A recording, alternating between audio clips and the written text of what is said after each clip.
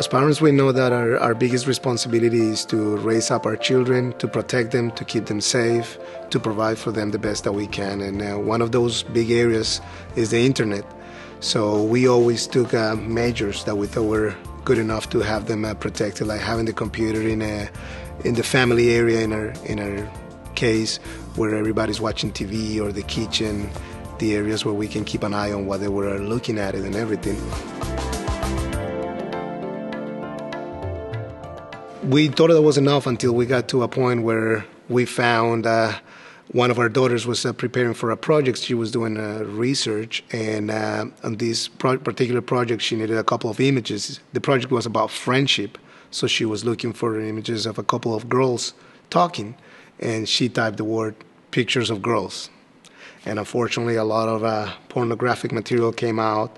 She got all scared and she walked away from the place. And when we came to look at this, we were horrified by all the materials that were there. We had to even turn off the computer. I think after we were clicking, turn off the computer, wait for a moment, came back up. And at that point, we knew we needed to do something else. We talked about it.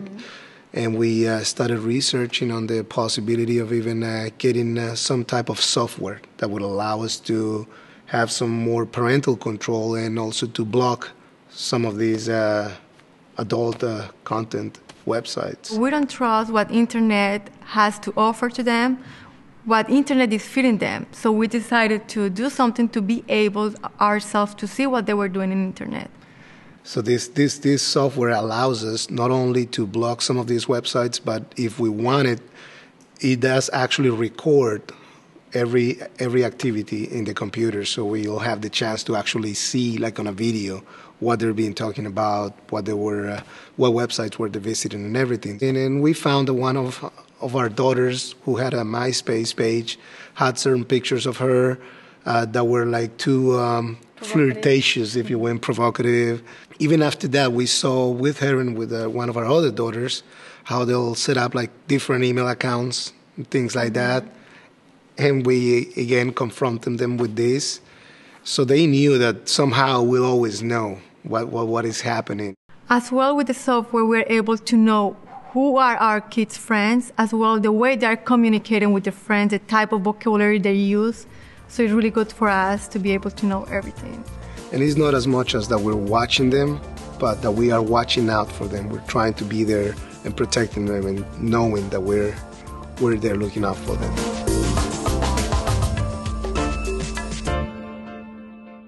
I asked my wife a few years ago, kind of mistakenly, so what did you do all day? And she decided to write out a list just to show me what it's like for a stay-at-home mom. So this is a day in my life. Okay, here we go. 6:15. I drag myself out of bed. I fall on the floor and I pray Colossians 1:17. In him all things hold together. Lord, give me the strength and hold me together today. At 6:30, the alarms go off and havoc reigns in the Souter home for the next hour. Preparing lunches, breakfast, dealing with a screaming child who doesn't get to wear shorts to school when it's 55 degrees out and he's 3. Scolding another for leaving a peed pull-up wrong side out on the floor. 7:30, get everyone out the door and jog. 8 o'clock, shower and makeup. 8:30, breakfast and devotions. 9:30, clean up the disaster the kids made that morning. Throw in a load of laundry, answer the phone calls, paperwork, calendar, make a hair appointment because I'm feeling drab and hormonal. 10:30, interrupted with a phone call from the teacher telling me that my child is the only one in all of first grade who didn't dress up as a cowboy on Cowboy Day. Feeling like the worst mom in the world. At 10:45, I arrive at school, dress my little boy in a cowboy outfit, making his day, and drop off a wallet for my husband that he forgot this morning.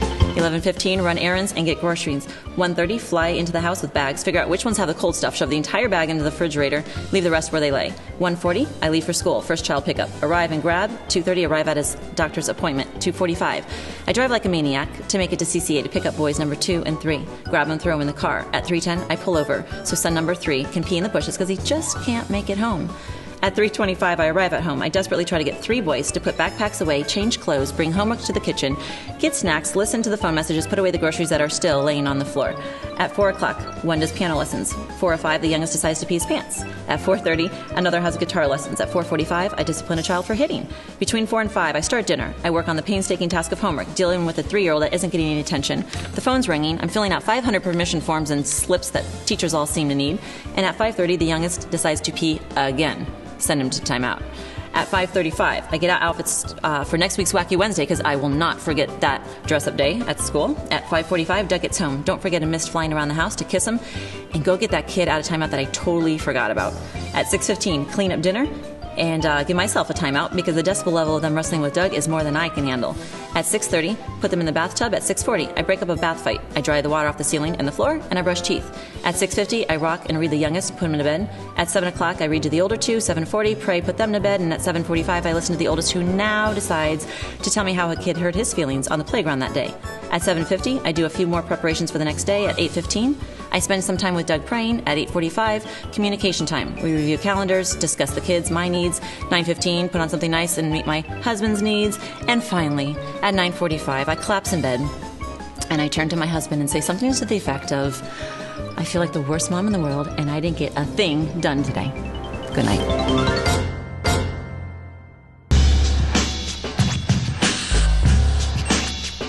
Chris, my 15-year-old boy, who is the artist, very good at what he's doing, decided to go out and use his art elsewhere, on walls on private property where he shouldn't have.